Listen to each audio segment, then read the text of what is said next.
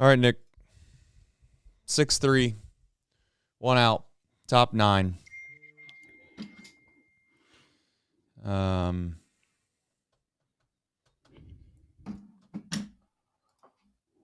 It is what it is, man. I really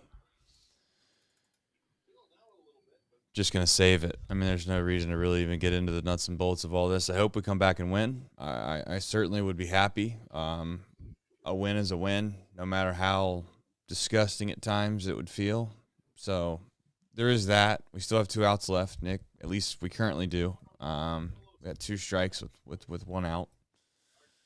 With Austin Hayes at the plate, who actually did hit a home run, so that's cool. He's had a couple good games. I'll give him some credit. Yes. Yeah. 3 Trace, I was really hoping to come on tonight. It was an exciting day across the world. Get to talk about the future Mr. and Mrs. Kelsey, exciting thing, Cracker Barrel. Yeah, you might be right on your conspiracy theory. I there's so much exciting, and then it just went all down the crapper in the top of the 6th inning. Killed my mood. It's insane. Can't we just lose a game? Like, why do we got to lose a game stupid? Like, can't you just lose to the Dodgers without doing something asinine? I know, I got to save it. I'm sorry. Save it. Once we get going, I only got so. Yeah, I really don't want to get started. I am so pissed off. I don't remember the last time I've been this pissed off in a long time. I can't really even fathom back and remember. I know people are going to be like, Candelario. Like, yeah, I guess so. But this is even crazier. Like, this is actually – I'll stop. This was a premeditated decision by somebody. At least Candelario's pitiful ass couldn't swing and hit and do nothing. I mean, he was terrible. Save it.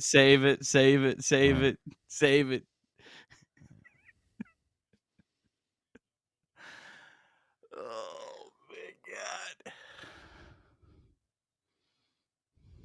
Can we just get a guy on? Let's get a guy on. Come on, Hayes. All right. Get through. There we go. Well, shout out Austin Hayes. I had written him off. Someone get hot. If it's Austin Hayes, that's fine by me. I had written him off against right-handed pitching. Let me be clear.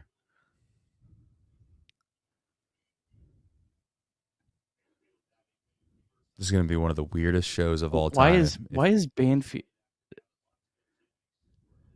Oh, Lux Fisher for Trevino. I was just so upset. I don't think I was locked in after that.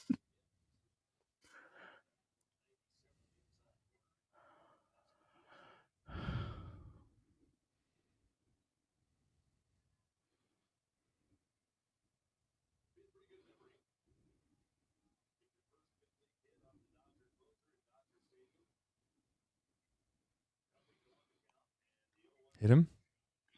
Damn. I think you're ahead of me.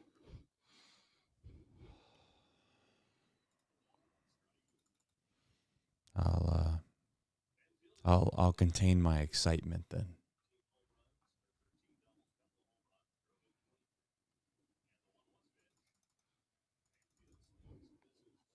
I think you're like slightly ahead of me.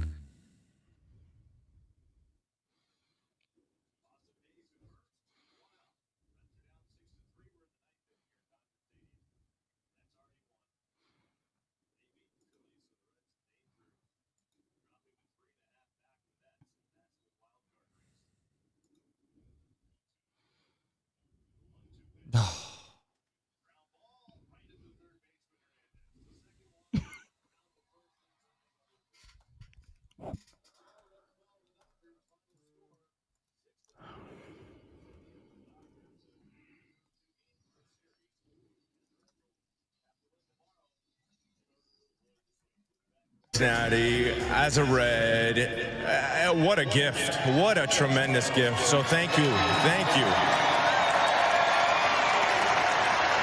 I think I can speak for all of Reds country. Joey Votto, thank you. High drive, left center field, racing back to the wall, Bourgeois. The Reds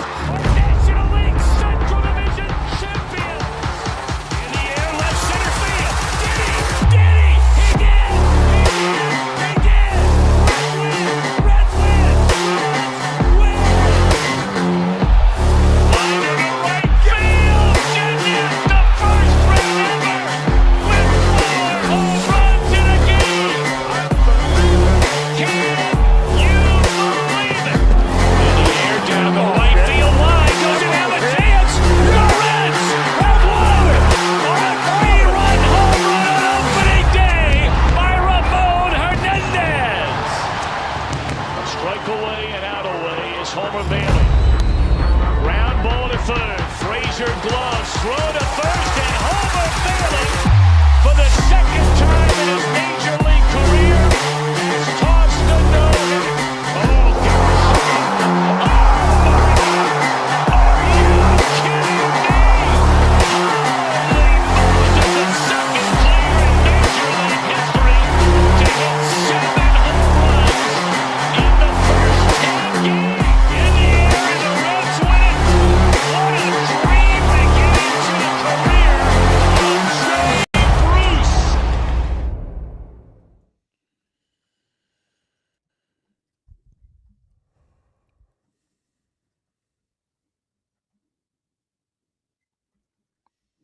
I don't know when to start. I don't think now's the appropriate time. I don't know if we win. I'll say that. I'll start off by trying to be semi-rational with this whole thing. I don't know if we win if we did everything perfectly in regards to what I think a normal baseball franchise would do. I don't know. Not totally sure. But I do know one thing, Nick, before you do the box score recap. This team, offensively, isn't even good enough to give outs away in the slightest bit. In fact, I would petition perhaps for some competitive balance with Rob Manfred if we get past the next CBA and nothing changes. At the very minimum, if a small market franchise has to watch an offense like this, perhaps they give us extra outs. Maybe we get 30 outs and the Dodgers get 27. But somehow we decided on a night like tonight, we'll play for less outs. We'll just give a few of them away. The decision that we're going to talk about here in a little bit has so much of a deeper underlying issue that I feel personally about the whole thing than just one decision and one bunt. It's atrocious. It's disgusting. And somebody has to be held responsible for this absolute horse you-know-what. And it's going to be a kid show. I told myself when I came on here tonight, the one thing you got to do, Trace, is there's going to be some kids in the morning that are going to wake up tomorrow and they're going to listen to Chatterbox Reds. And you owe it to those kids to keep it a kid show. So yes, I'm going to sound like perhaps a turd burglar at times when I'm trying not to curse. But that's the best I can do. Nick, you go ahead and do the box score recap because I don't know where this show's going to go. And I really don't give a damn where it's going to go because I think it's well-deserved. And you know what? If we burn the whole damn thing to the ground and we don't do another show ever again after this, then you know what? I think it could be justified. That's how pissed I am. So go ahead. I can't wait to do the deep drive of the day on the ball that hit off the top of the wall from Austin Hayes. I look forward to it. But before I do that, let's do the box score recap presented by you. I appreciate you doing a kid show because the last thing I deserve is to have to try to edit this out after watching this baseball game tonight. So I appreciate that. No but your Cincinnati Reds taking on the Los Angeles Dodgers. Game 2 of 3 at Dodger Stadium. Nick Martinez against Clayton Kershaw. Top of the first, Reds got off to a good start. Steer doubled. Ellie singled with one out, putting runners on the corners for Miguel Andujar. Andujar hit a ground ball right at the third baseman, but Ellie De La Cruz was running on the pitch, so the Reds avoided a double play and took a 1-0 lead. That lead was short-lived as Martinez walked Mookie Betts and then gave up a double to Freddie Freeman to tie the game at 1 in the bottom of the first. Martinez would give up another run on the fourth, and the Reds trailed 2-1. Clayton Kershaw then really settled in. He retired 14 straight batters, but he was surprisingly pulled after just 72 pitches heading into the sixth inning. Apparently, the Dodgers have been using a six-man rotation, and this was the first time that he has started on 4 days rest, so the Dodgers were likely being extra cautious. Dodgers then brought in Eduardo Henriquez, making just his 13th career appearance. Matt McLain and Spencer Steer led off with singles, and the Reds were in business with their hottest hitter, Noelvi Marte, coming to the plate. But for some reason, Marte squared around to bunt on the first pitch. Marte popped it up right back to the pitcher, resulting in a very easy double play as McLain was gunned down at second base. Reds rally killed faster than a home run. Nick Martinez gave up a solo homer in the sixth. Brent Suter came in. He allowed 3 more runners to score, and just like that, it was 6-1 at Dodgers. Austin Hayes stayed hot. He had a 2-run home run on the top of the seventh to make it a 6-3 game.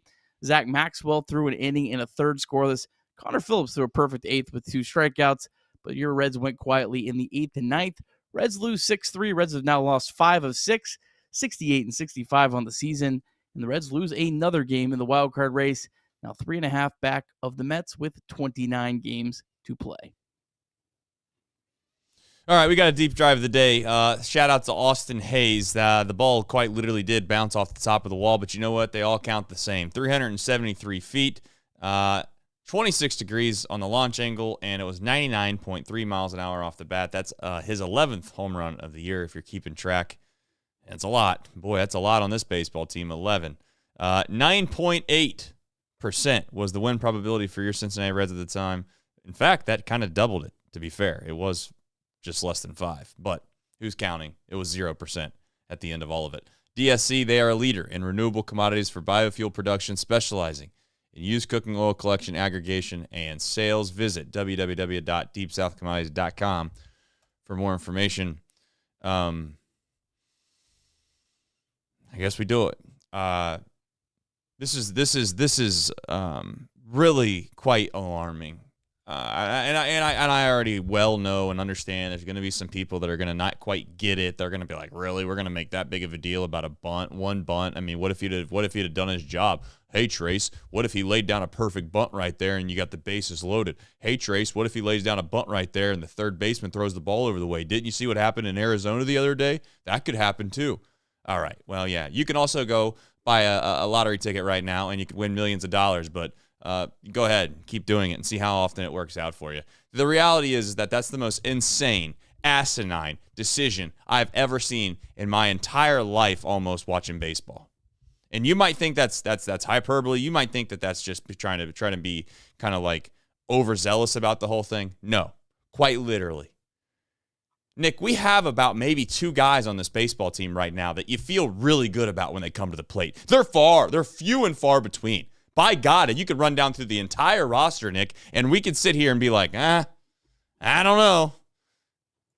You want to do it? I mean, we could do it if we want to. We have the time probably, but I don't really feel like doing it. But the truth is that Noel V. Marte is one of those players.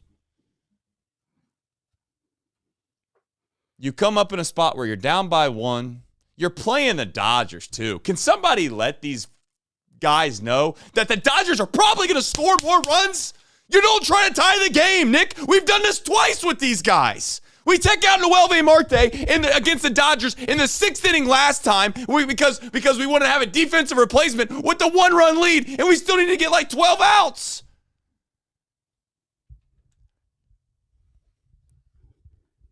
And tonight, we decide to put Espinal in right field, and we decide to put, for the first time in his career, you know what? I really thought it was unfair to really pinch run for Trevino and really, have that slick catching backup guy we just called up from AAA in Banfield. We really didn't want him to have to catch for 3 outs because that's unfair. But you know what we're going to do? We're going to take the only bastard on this team that has been hitting the ball at all, and we're going to stick him out into a different position from third base to right field. He's going to have to figure that out. And by the time he starts to figure that out, Nick, you know what we're going to do? We're going to shove him out in center because that's fair. The logic is gone. It's in a nursing home, brother. We have lost the ship. We have lost the ship. We don't know what's coming and going anymore. We're standing in the middle of the grocery aisle right now when there's 15 people waiting to get by you, and you're sitting there thinking, I wonder which soup I would like. That's what level of thinking we're at right now managing this baseball team.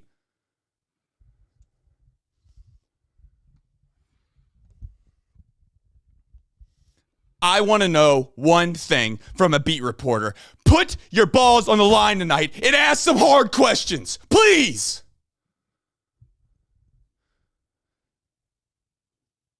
No offense, and I'm not going to call out the reporter last night, but he was trying to ask a pretty basic question, which is why don't we care about any of these guys not being able to hit home runs? You're one of the league's worst teams at hitting home runs, and he stumbled around the question for 3 straight minutes, and Tito was looking at him like he's an idiot when he was trying to ask a rational question.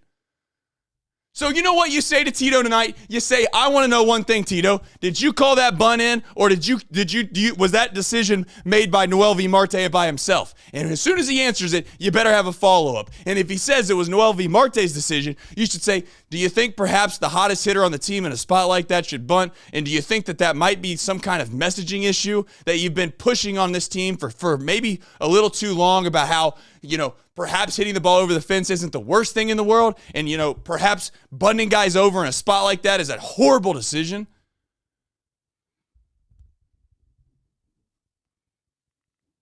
Will Benson is done. He's gone. Just honestly, for his sake and our sake, don't even play him. Send him back to AAA. At this point, I don't know what the bat schedule's got left. Maybe they can make the postseason. Keep Sal there. Keep CES there. Send Will Benson down there. Hell, at this point, send Ellie down there. Half the Facebook wants him there anyway, and we'll see if the bats can't win something because the Reds aren't.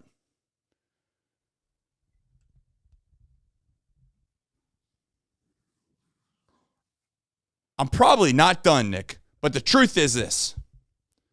There is no way that you can, any way you slice it, there's no way you can defend what happened tonight. Whether it's defensive positioning, whether it's the rationalization of saying that you don't trust guys to play certain positions and you think it's unfair, but then on the other hand, you do the complete opposite thing, literally within the same week. And then now whether you're deciding to bunt or your best hitter is deciding to bunt with two guys on, down by one, not super late into the game, who's never had a career sacrifice bunt, by the way, is absurd. And yeah, Tito, Hall of Fame manager. That's cool and all. But as I've said before on the show, and I'll say it again, Nick, there's a reason Johnny Bench isn't catching for the Reds anymore. He's a Hall of Famer too. At some point, it all passes you by. And by God, tonight, if that wasn't an indication of it passing you by a little bit, I don't know what the hell is. I'll leave it at that. Hopefully it was still a kid's show. I think I might have said some things that might have not passed the kid's show test. But you know what? I did the best I could. I'm sure there's more to come of it. But that bunt, Nick, was absolutely the depths of hell of this season so far. And we've been pretty low.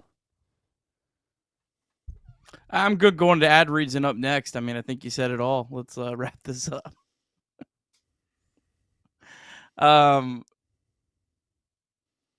Yeah, I got a couple things here. I mean, Please. You said it all. I'll defend the beat reporters a little bit because I've the guy who watches every single one of these post-game clips to either, clip up on our social medias or post on the podcast. Anytime Tito gets asked a hard question, the reporters are made to feel absolutely stupid by Tito.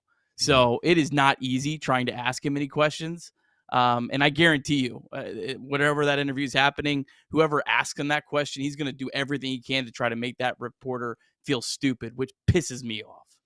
Oh, you better you better have some fall. I'll tell you right now, you walk in there right now with Trace Fowler, there are going to be some problems. And perhaps I'd probably get my credentials revoked. That's probably what would happen. But the reality is I'd have some follow-up questions lickety split. And I'd have him so cross-examined in a heartbeat that boy wouldn't know what hit him.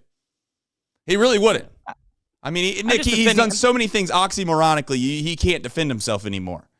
He literally... He's lost me. I'm lost. I'm going to shut up. Please, Nick, continue your thoughts. Trust me, I am not here to defend Terry Francona by any stretch of the imagination, but I am here to defend the beat reporters because I don't feel like they're putting in a realistic spot at all, especially when this is the Cincinnati media. Like, this isn't the New York media where this is expected. And you just said credentials revoked. I don't want to go down that whole rabbit hole, but it's a real thing. I don't care, though, Trace, whether this bunt was called for, whether Marte did it on his own. I don't care. Whatever led to that happening is an absolute organizational malpractice. So it doesn't matter to me whether Tito called for the bunt or if Marte thought, hey, you know what? I'm going to be a team guy and lay down a bunt. Whatever happened that made either one of those things happen is insanity, and there's no place in that in professional baseball in the year of our Lord 2025. So I really don't care if the bunt was called for or not. It's unacceptable. And you said it right. I mean, you're playing the Dodgers. If you move both runners up, something Noelvi Marte's never done in his entire minor league or major league career, almost 2,500 plate appearances, has never laid down a sacrifice bunt. If you are fortunate enough to lay down the sacrifice bunt, if you're fortunate enough for Elly De La Cruz, a player that I love but is really struggling, gets a base hit, you're only up 3-2 against the LA Dodgers. If all of those things work in your favor. Like, that's the whole thing that just is absolutely insanity to me. Yeah, we're bunting him over too, Nick, for a guy that has an OPS in August of 5. I'm trying to be somewhat, I'm really being a little ridiculous. But seriously, I'm not trying to kill Elly. I don't mean this to come off as a ricochet shot to Elly, but like, of all the guys that we're trying to get him over for, that's not the guy that we're trying to get him over for, man. Like, I guess if you wanted to convince me that Espinal was hitting 9th and you guys had guys on 1st and 2nd and you had the top of your order coming up, okay, I guess. Like, I get it. Noelvi Marte had to do this on his own, man. There's just no way that this logically I don't think he did. That's crazy. Watch back the replay. Did you see how far McClain was off the base? Matt McClain's not an idiot. I know everyone thinks Matt McClain's an idiot. He's not an idiot. He's a smart baseball player. He was off that base because there was a bunt called. I believe there's a bunt called, but I don't care if there was a bunt called. It doesn't matter. It was insanity.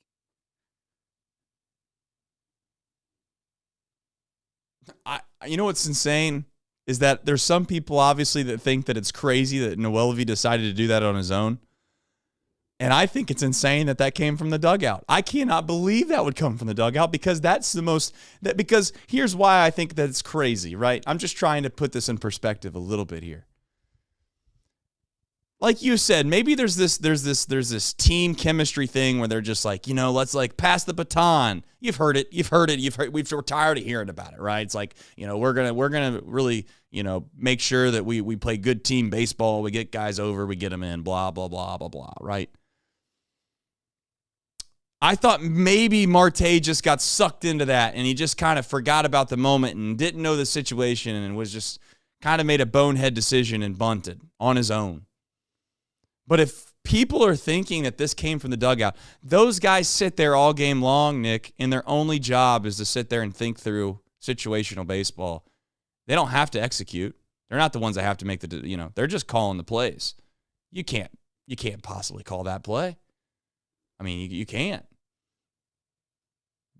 For those that are wondering and are thinking I'm going crazy, like that in my mind is like almost deciding that you're gonna punt on 2nd down. I don't know. There's just no way that can come from the dugout. I'm and maybe it did. Something. I don't know. I'm screenshotting something here because I want to get your opinion on this because I could be wrong. I'm not saying I'm right about this. I'm gonna DM you this on Twitter. Yeah, I'll put it up. I'll put it up because I want you to see how far Matt McClain was off when he was trying to reverse course. I just have to think it was called for. But again, I don't care if it was called for, but right. I'll put it up. I DM'd you.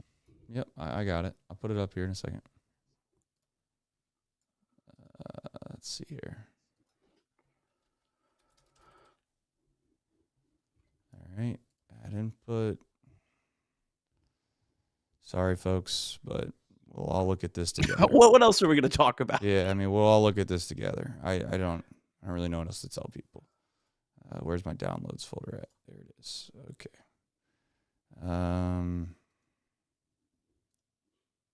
What was this called?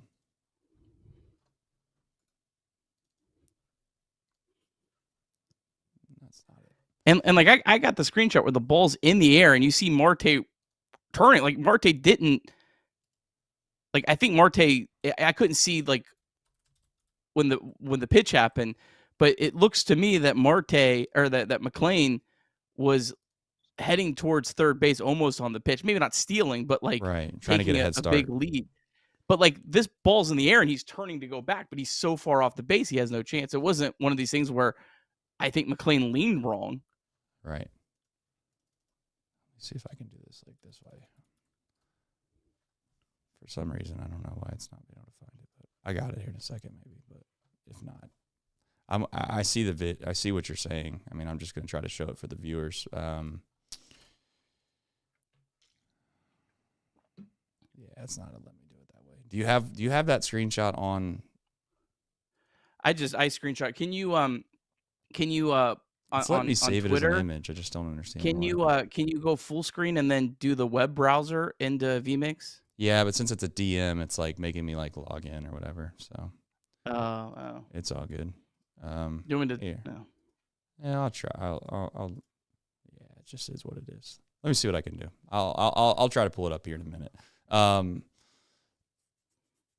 I guess we could sit here and we can continue to get upset about the bunt, and I guess it was just one bunt. But at the end of the day, like for folks that are sitting here thinking that's maybe overkill, or like you only get so many chances offensively with this lineup and this team, and that's why I get so upset, because you kind of felt like, oh, you got two guys on to lead the inning off. You got one of your best hitters, if not your best hitter, coming up with a chance to do some damage. A guy that's, I think, hit above 300, and he's had, I think, over 10 extra base hits this month.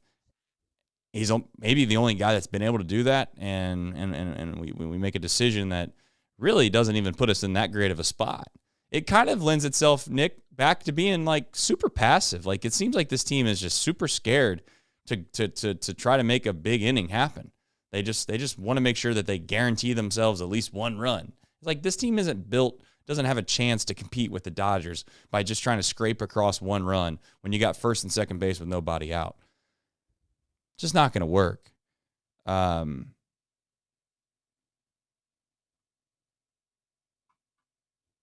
just don't get it, man. I really don't. It's sad. I don't know who to blame either. I really don't, Nick. Like, I guess I immediately go to the front office like when I'm watching this stuff, because it's like, is this what we signed up for? Is this how we built our roster? I mean, like, if you told Nick Krall back in January that his outfield in one of the most meaningful games of the season was going to have Noelvi Marte playing center field and Santiago Espinal playing right field. Because you know what? As big as that bunt was, Nick, it was a big play.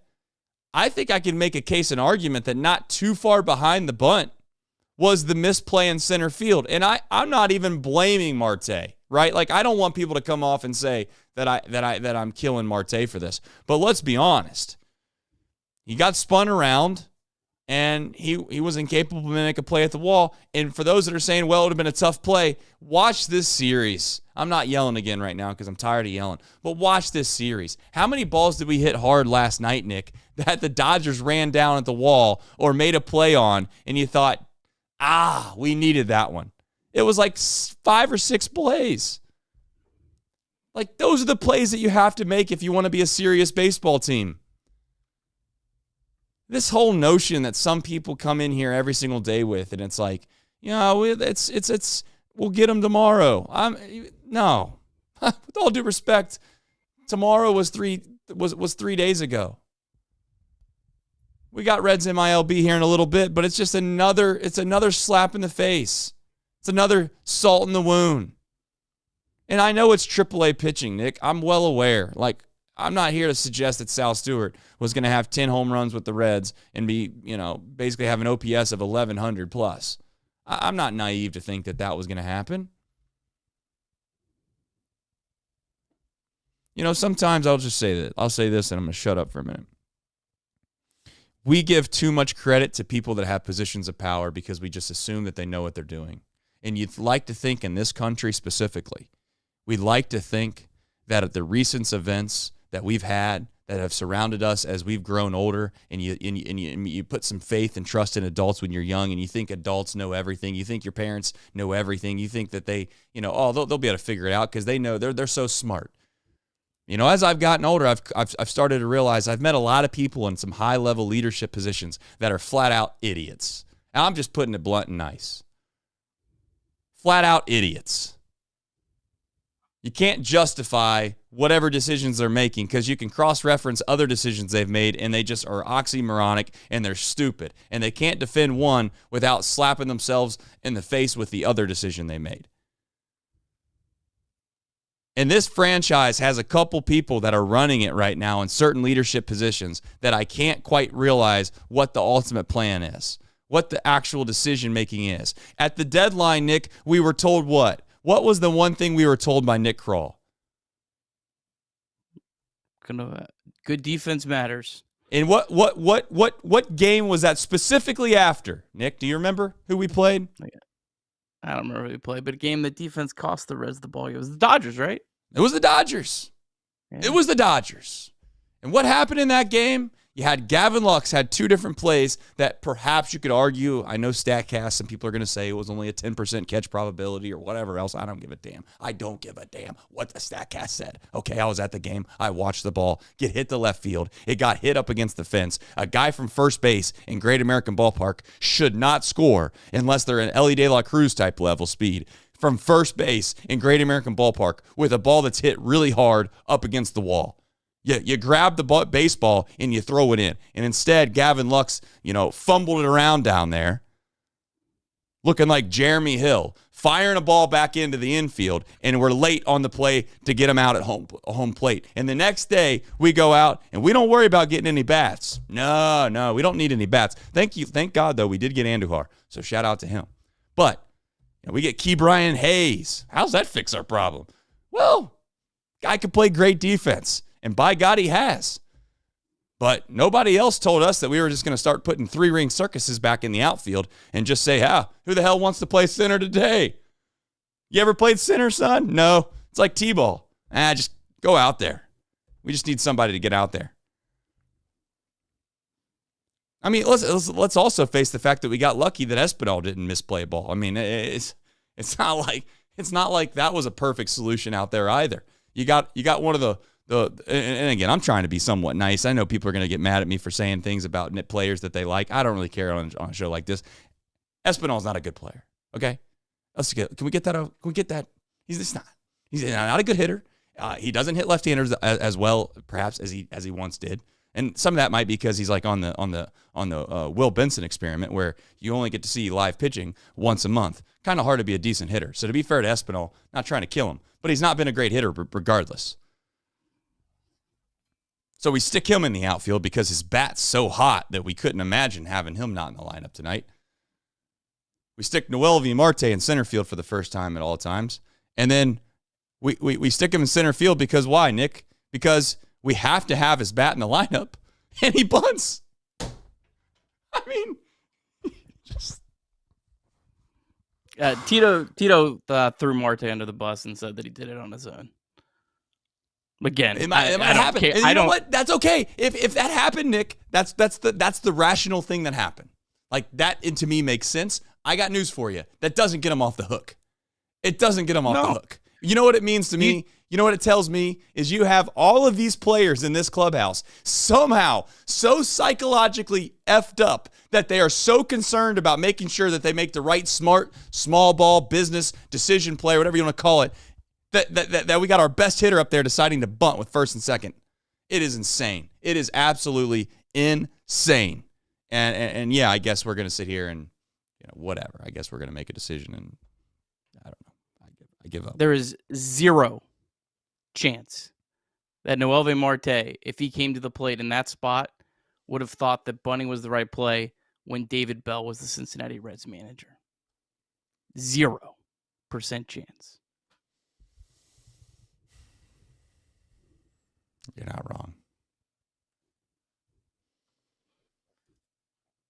Noelvi Marte gets zero blame for this. Zero. Noelvi Marte gets zero blame for the play in center field. Zero. That guy's done everything. He's played his tail off all year for this team.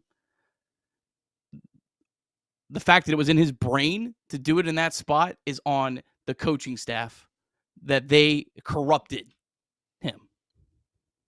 Yeah, I mean, there's just no way that I mean, he's never tried to sacrifice bunt in his career. Or he's never had a successful sacrifice bunt. To be fair, I don't know if he's ever attempted it before. I mean, at the end of the day, it is what it is, man. I mean, I don't know. I genuinely don't know. I mean, it's sad. just feel like we're in purgatory. We're in a spot where we got a manager that believes what he believes, and we got a hitting coach that believes what he believes, and we got a front office that seemingly believed at one time something different, but now it seems like they went out and they got somebody that supposedly knew better.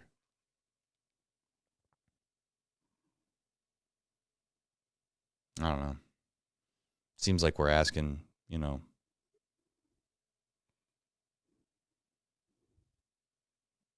Mr. Glenn what he thinks about aerospace engineering and the capabilities that exist, and the rest of the league's talking to like guys like Elon Musk.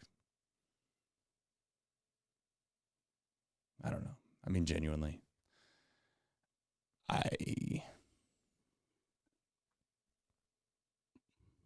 there's like all the emotions, right? You watch the game, you know how big of a game it is. And for those that are like wondering like why we care, I don't know. I mean, like, I guess like here's where I'm at with all of it. I walked into this year feeling like, Nick, there wasn't a good enough roster that I felt like really confident that this team was going to probably make the playoffs, right? You obviously talked me off the idea that they weren't going to be able to do it by the idea that they had good pitching. And you weren't wrong. I mean, you were 100% right. And I was like, okay, well, and then you start to believe and you see the potential, and you're like, wow. I mean, even if they got a little bit better offensively, like this could be a really good team.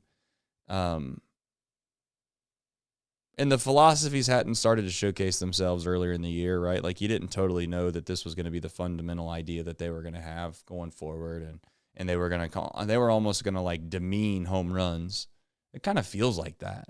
I mean, I don't know if I'm wrong, but it just feels like they almost like want to downplay that, like it's not a big deal. I think C. Trent was asking Tito about basically trying to get some kind of answer about the lack of home runs, and he didn't even answer the question really. But that's also a Nick Krall question too. Like, I don't know, Nick. How can you preach defense and you put out a can I say something? Ellie made some good defensive plays tonight. I don't know. People are gonna think that I'm riding, but I'm just gonna be honest. He made some good defensive plays. Doesn't matter because no one cares on a night like tonight, but he did. And yeah, I'm rambling at this point, Nick. I don't really know what else to say. Besides, season's over is a strong term to use, right? But we do this all year long, man. I mean, we have help, yes. So we have a full team of Chatterbox. I'm talking for all of us. We do this all year long. We get on this show. We talk for an hour and a half every single night.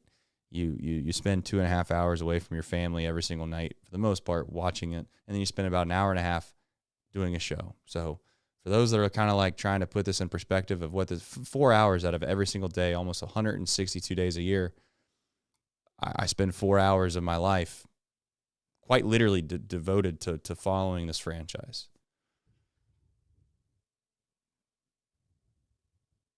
And when I watch it in the state that it's in right now, it's asinine. It's so asinine.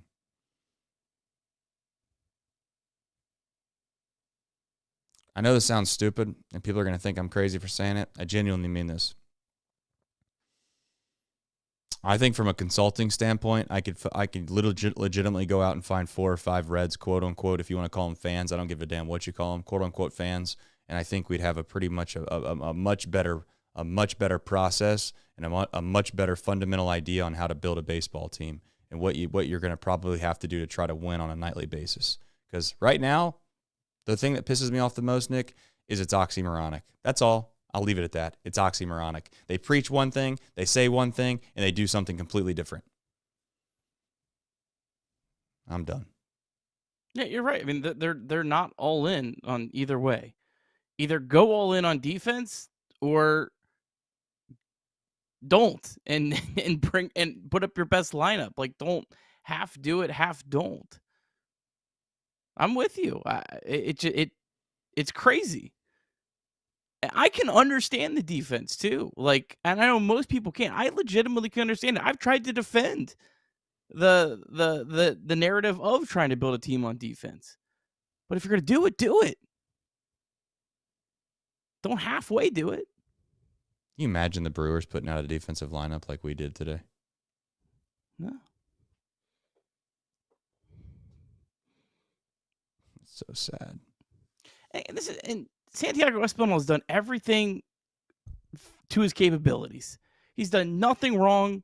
He's tried to play every position possible. Yep. He's been a stand-up dude. I have nothing against Santiago Espinal whatsoever. But how is he your best option in a corner outfield spot? I mean, you have Rhys Hines. You have Christian Encarnacion Strand. You have Sal Stewart. Hell, you even have Connor Joe. I mean, I'm not the biggest Connor Joe fan, but I think he's probably a better hitter than Santiago Espinal. Like Santiago Espinal, like the reason he was on this team was because the Reds had a whole bunch of bad defensive third basemen. And Santiago Espinal was the guy that, well, you can at least, he's not even playing third base anymore. Like, am I wrong? Was that the reason he was on the team, was because he was the best defensive third baseman? Like, that was the reason he was on this baseball team.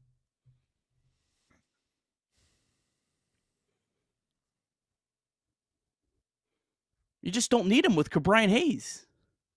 Yeah, Cabrian Hayes was basically the better version of Santiago Espinal. But again, we're sitting here on a night like tonight, and we're talking about guys that are relatively meaningless in the grand scheme of things, in my opinion. I mean, it's not their fault that they get thrown in these positions. It really isn't. Like, it sucks that we have to sit here and be upset that Santiago Espinal gets the opportunities he gets, because therefore, I mean, I'm not trying to make a joke out of this, but I guess it kind of sounds like one. But like, how many times was he able to find himself in the 2-hole? I mean, he hit second for this baseball team for a good amount of the year. Matt McLain hit second for this baseball team for a good amount of the year, Nick. Those are two guys that, if I could find the list, I'd show you, but those are two guys that are on a list that I've seen relatively recently for, I think it's basically win probability added. Yeah, win probability added, expected wins or whatever. And they're in the top 5 worst players in the entire league. McLean's 1, Nick Castellanos is 2, Espinal's 3. 1 being worst. Correct, yeah. So those two guys have not only do they play for our team, but they've been put in positions that I would call very meaningful. And I'll say this, I am happy they made an adjustment at the top of the lineup. I've been asking for that for a little while. TJ Friedl has struggled mightily, and I was happy to see that. But it doesn't mean that we go rogue. It doesn't mean we just go rogue. It's like we went from one end of the spectrum to the opposite. So, what do we do from here? I guess that's the question. Obviously, for those that are being serious in the show and saying, "Duh, we love the show. We're not quitting the show, guys." Like, it's just hyperbole. Sorry to make you think that that's a legitimate thing that we were going to do. We'll be back here tomorrow, like it or not. It's here, folks. It's here. You know, Grim Reaper is right here, folks. You can say whatever you want about it, but it's true. It's must win. I don't really care about the streak thing. I don't care about the fact that they can't get swept. No. It doesn't matter. It's irrelevant. Okay, that's all gone. I don't care about it. But it's must win. I just saw the full quote. You want the full quote? Now he cares about home runs.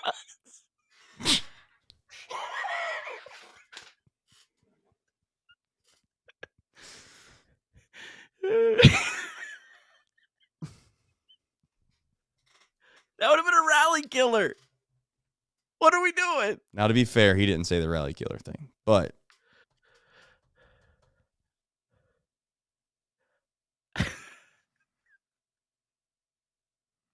I mean, I thought we wanted him to hit the ball the opposite way, right? Not hit it off the. Maybe the scoreboard's the opposite way. I don't have Dodger Stadium. I don't have the dimensions fully in my brain. That's an incredible, incredible quote.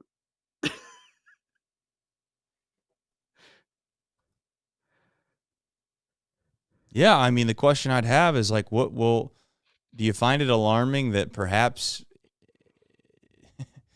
the environment that he currently finds himself in, he feels the need that perhaps bunting in that spot might be the most appropriate play based off of whatever messaging he's received? Because he's never done that actually before in his career. So why does he do it now? I'm just saying, like it seems odd that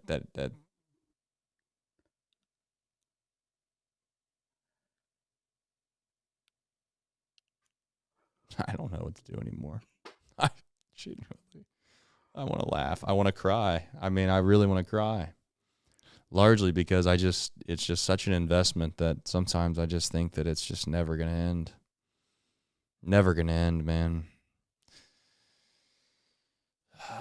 Well, we're on death's doorstep. That's what I was getting to. And the reality is that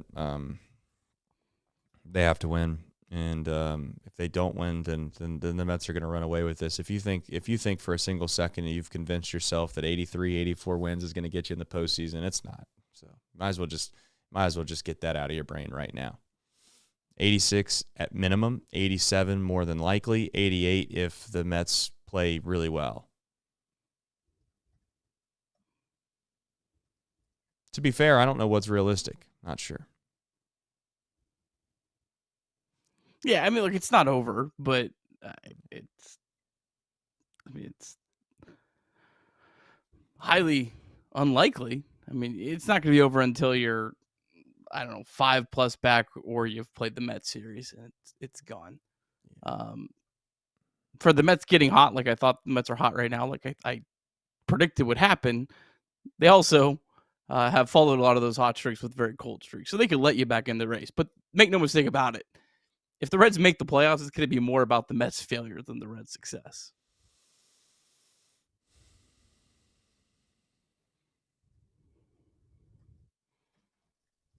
Yeah, I agree. Just don't think they're good enough. That's what hurts the most. We had a lottery ticket, and it feels like we just decided not to scratch it off, and they gave it to us for free, which is Sal Stewart. You know, I mean, you can make the argument, Nick, that if you have Sal Stewart on the roster, that this game changes not because of what he does at the plate, but just the way that you're able to function defensively at that point. I could make the case that you don't feel like the pressure of having to try to push guys in certain positions just to make sure you can kind of keep their bat, quote unquote, in the lineup. You know, is it okay? Well, I guess my thing is this, Nick, is this too crazy to say that? Is Will Benson that much different of a hitter than Santiago Espinal, lefty on lefty, and the way that Espinal's been hitting the ball? Is that big of a far-fetched jump?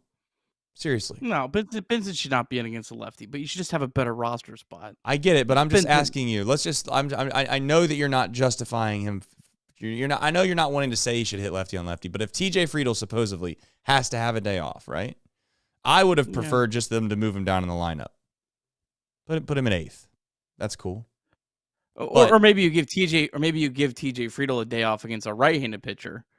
You let Benson play against the right-handed pitcher. That's fine too. Whatever you want to do. Like that, and then you don't sacrifice your defense. But even if they remember, did, TJ Friedl doesn't. There's no difference in TJ Friedl versus righties or lefties. That's what I've been told for the last 5 years. Yeah, there is. But you know why there is, Nick? I'm sure that somebody could do a study on this. There's plenty of analytical people that listen to this podcast.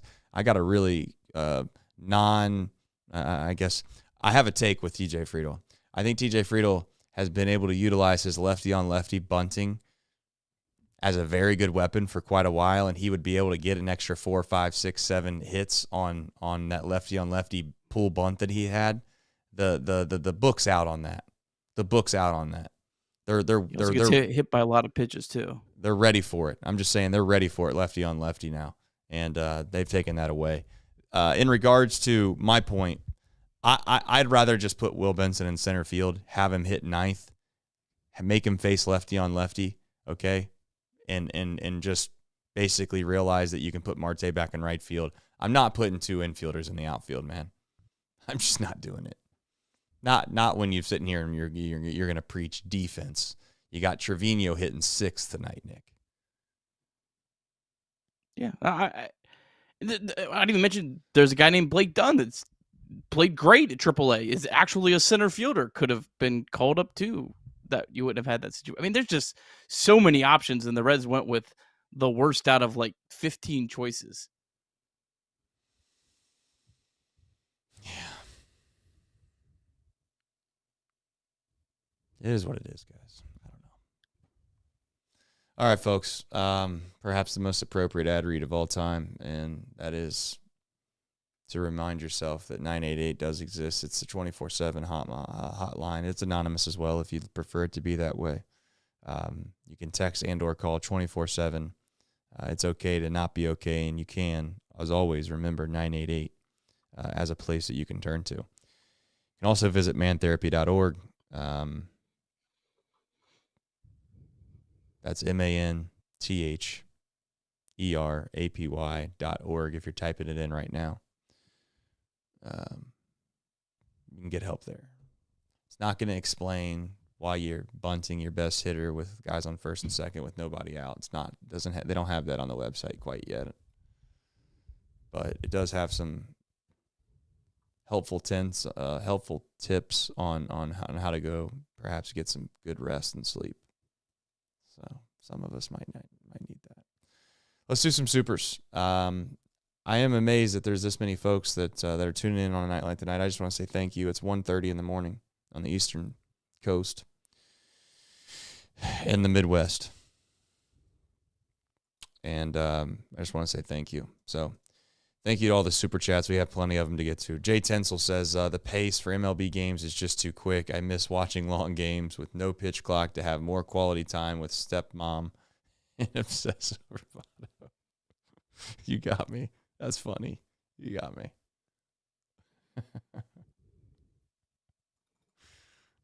I needed that, man. That was nice. A. Binez Harris says, Benson in center field versus left-handed pitching and Marte in right field all day long. Hashtag Tito sucks. Yeah, I feel the same way. Obviously, I just mentioned that. I did not know that you had that as a super, which you probably did a while ago considering it's at the top. So my apologies for missing it. But yeah, I don't know. It's not a preferred option, not one that I'd like to subscribe to, but if we're going to find ourselves in the position we did tonight where Trevino's hitting 6th and we got Santiago Espinal playing right field and we just think it's a good, I even listened to the quote from Calgill today saying, we felt like this was a good ballpark for him to get his feet wet. How about we just know the situation? I mean, our margin for error against a really good team like the Dodgers is incredibly small already. Like maybe if we want to get our feet wet, we try to do that against the Rockies, which I know we don't play them anymore, but you get my point. Like we play them against a team we think that we're probably going to maybe have a run differential difference anyways. Anyway, Sal Stewart, appreciate Sal watching the show. He's had a busy day, busy night, been real hot. Says, please free me from my chains in Louisville. Thank you, Sal, for the super chat. That was very nice of you, Sal. Hopefully here soon you'll have a lot more money to be able to super chat with. Anquilla the Great says, Sal's in AAA wasting time. Marte's bunting with 2 outs and no one on. As the best hitter, he's thrown out in center field after moving to right field. Benson's better than Espinal, but he's riding the bench as McClain bats. Boy. Yeah. It's not good. James Domsife says he's been a member for 15 months of Nutcutter Nation. Thank you, James, for being a loyal member. He said, giving TJ the day off, okay. What the blank is Benson? Where the blank is Benson? Excuse me. Yeah, we're all on the same page with that. Caprichick says, we need Stewart ASAP. Need homers. All caps. Love the all caps, too. Cap rich chick. I think that's what that says. Putrid Talent says, killed the rally faster than a home run, Nick Kirby. Yeah, that was a good one. I heard the sarcasm.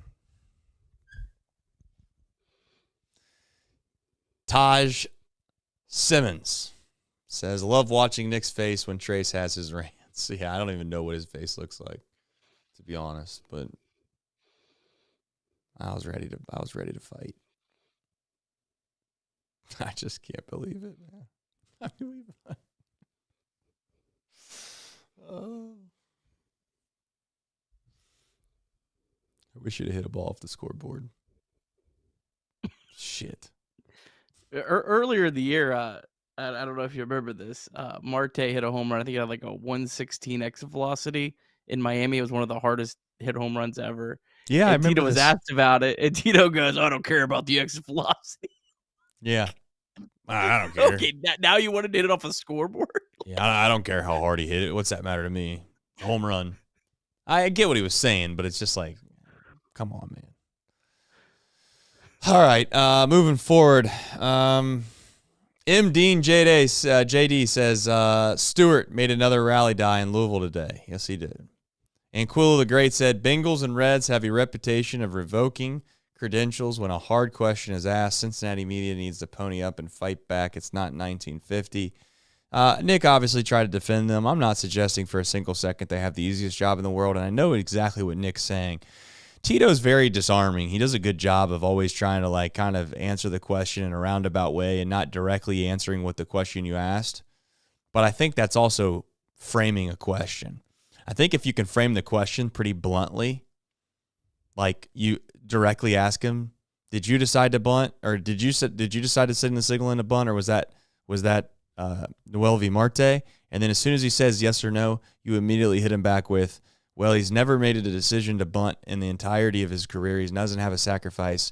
Do you think perhaps there's a culture problem or some kind of messaging problem where you have guys that are maybe perhaps, not just perhaps, probably your best hitter on the team bunting in a spot like that? Do you think that's a problem? I'd love to hear what he says to that. I'd love to hear that. I'm sure he'd mumble around it, to be fair, but whatever. I love that question. I honestly, I'd love that question not to have to be asked. I would love for the question to have been asked and the response to have been, no, he didn't. But that's on all of us as a coaching staff to make sure he understands that situation better in the future. Like, I would like him to like take some sort of ownership for that. Right. And it also wouldn't throw Marte as far under the bus, too. You know, the player that's probably one of the sole reasons that the games still matter at this point. That's a fair point. Yeah, for a guy that doesn't like throwing guys under the bus, he seems to throw some guys under the bus, doesn't he? Their names being Welvy Marte, and some would say maybe Will Benson, but who's counting? He said, I would rather have seen him hit that off the scoreboard. Tino and Noelvi's bunt tonight. Okay, we got one run. That's fine on Terry Francona's Noelvi Marte's 116.7-mile-per-hour home run on April 27th. So, yeah. There you go. A little mixed messaging. And Quillo the Great says, that bunt felt like a parody of small ball. Yeah. Joe Lanza says, I visited GABP for the first time in July. I broke into tears at the gate. I love the Reds more than anything in this world that isn't alive. It hurts. Just hurts. I'm looking up flights for the Mets series. I want to go so bad. Joe, what I would tell you, my friend, is I would hold off on that, personally. This team does not look like they're in a spot where they're going to make that series look like it's worthwhile. But you know what I said? I say this before, I'll say it again. The one thing that I will give this team credit for, and this team deserves credit for it, is every single time that I genuinely think that they're a down and out, every single time that I think that they're going to roll over and die, every team that I think that they're going to wave the white flag, they rise up and they play good baseball for long enough for me to get back to a spot where I get hurt again. So it wouldn't shock me in the slightest if they found a way not only to win tomorrow, but then come home and sweep the Cardinals, and then you have a humongous series, or a homestand, if you want to call it that, with Toronto and the Mets on the horizon. We'll see. Red Stan says, that better be the last time I ever see Marte bunt. We will see. You know what? Here's the thing. I think that there's a time and a place for anybody to bunt, unless you're like Barry Bonds or something, of course. But like, there's a time and a place. If put it this way, if you wanted to tell me that There was a right-handed pitcher on the mound. He hasn't faced his 3-batter minimum yet, right? You have Ellie De La Cruz, who's got a 800-plus OPS in the month or whatever time frame. He looks like his normal self. And the winning run is at second base. You can convince me that it's smart to bunt the guy over to third base in that spot. So I don't want to sit here and act like I'm anti-bunt no matter what at all times. But there's a time and a place, man. Just the same reason you don't wear your Speedo to your best man's wedding. I mean, there's a time and a place when you wear them. Maybe never. But that's here nor there. Don't want to be anti-Speedo. Putrid talent. Just trying to provide some comedic relief on a night where you genuinely just probably don't want to be a Reds fan anymore. Putrid talent says, #free Benson, 6 at-bats in 10 games. He's been MIA. And D. Brown, 25, throws us $2 and just doesn't have anything to say, just like me anymore. I don't know. Nick, that's all the supers. Go ahead and tell us what happened in MILB, which I know many people already know, but it's just disheartening to listen to yet again because, I don't know, there's someone down there that seems like they're pretty good at baseball. All right, AAA Louisville, they beat Columbus 7-0. Bats now 56-71 on the season. Blake Dunn 1 for 4. Hector Rodriguez 2 for 4, hit a home run. Sal Stewart 1 for 4, made that one hit count. He hit a home run, his 10th so far down at AAA. Also walked. Ryan Vlade had a big day, 2 for 3, double homer. CES was a single short of the cycle. He was actually on deck when Connor Joe popped out for the Bats' final out in the bottom of the 8th. CES 3 for 3, homer, double, and triple. On the pitching side, Jose Franco went 3 1/3, 1 hit, no run, 3 strikeouts. Good night from Franco. Lyon Richardson threw a scoreless inning, as did Yasver Zuluet, actually threw an inning and a third. All right, down at AA, Chattanooga, they beat Pensacola 4-3. Lookouts 10 games over 500, 63 and 53 on the season. Cam Collier had a big night, finally starting to heat up, hit his first AA home run. He was 3 for 3.